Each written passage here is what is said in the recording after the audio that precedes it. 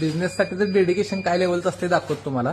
बाजारचं opening आहे उद्या आणि मालक आणि त्यांच्या मिसेस दोघं पण अजून सुद्धा बिलिंग आणि माल लावायचं करायला लागलेत. रात्रीचे 1 वाजलेत आणि तरी पण यांचं काही काम थांबलेलं नाही. आणि मॅडम सांगत होत्या की 48 तासात त्या फक्त 1.5 तास झोपलेत.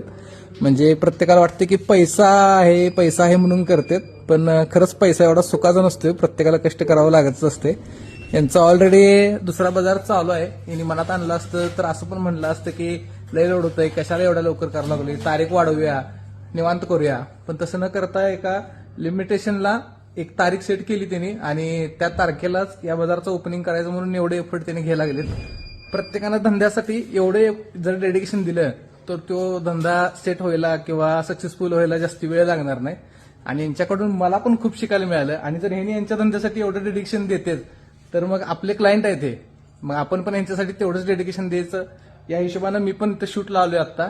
आणि नवनाथ दादा पण त्यांचं डेकोरेशनचं काम करत आहेत आणि रात्रभर ह्यांचं पण काम चालूच राहणार आहे. आणि या 2 ताई पण रांगोळी काढायसाठी आलेत.